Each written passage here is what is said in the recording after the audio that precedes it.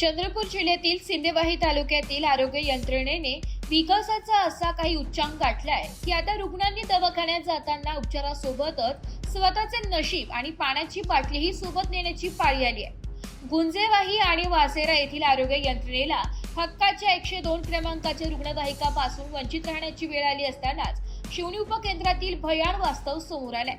आरोग्य केंद्रात स्वच्छता आणि पाण्याचे महत्त्व सर्वात जास्त असते, मात्र शिवणी उपकेंद्रातील पाण्याची मोटर गेल्या अनेक दिवसांपासून जळून खाक झाली आहे। थेंबर पाण्यासाठी रुग्ण आणि कर्मचाऱ्यांना वणवण करावी लागत आहे। विशेष बाब म्हणजे सिंदेवाही तालुका आरोग्य अधिकारी यांना या गंभीर बाबीची कल्पना असूनही त्यांनी याकडे दुर्लक्ष केले।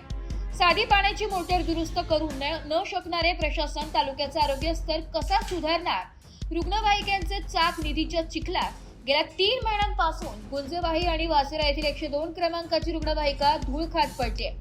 गरोदर माता आणि नवजात बालकांसाठी असलेल्या या जीवनवाहिनीची चाके प्रशासकीय अनावस्थेमुळे थांबली आहे। मागील 2 ते 3 महिन्यांपासून निधी उपलब्ध नसल्याने रुग्णवाहिकेचे रेनोव्हेशन झालेले नाहीये। त्यामुळे मोहाळी आरोग्य उपकेंद्र येथील रुग्णवाहिकेचा उपयोग तालुक्यातील इतर आरोग्य उपकेंद्रात केला जात असल्याची माहिती सूत्रानुसार प्राप्त झालेली आहे। धक्कादायक माहिती अशी समोर येते की या रुग्णवाहिकांच्या रेनोव्हेशनसाठी निधीच उपलब्ध नाहीये।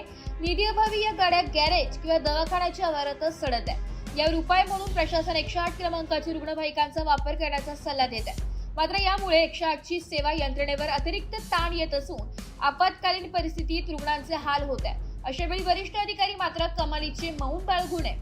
आरोग्य उपकेंद्र शिवणीची पाण्याची मोटर दुरुस्त करायला मुहूर्त कधी निघणार? दुरुस्तीसाठी निधी नाही हे कारण सांगून गरोदर मातांना वाऱ्यावर सोडणे कितपत योग्य आहे?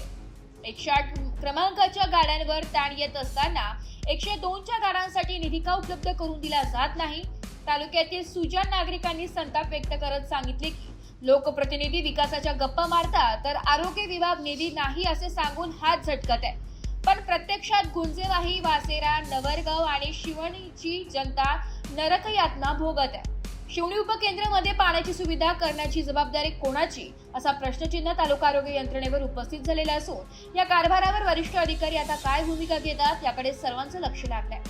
तरी तात्काळ शिवणी येथील पाण्याची सोय झाली नाही आणि रुग्णवाहिका सुरू झाल्या नाही तर आरोग्य यंत्रणेच्या या निष्पाप कारभाराविरोधात जनता रस्त्यावर उतरल्याशिवाय राहणार नाही। एसवरायटी न्यूज साठी जिल्हा प्रतिनिधी भावाली सय्यद, चंद्रपूर।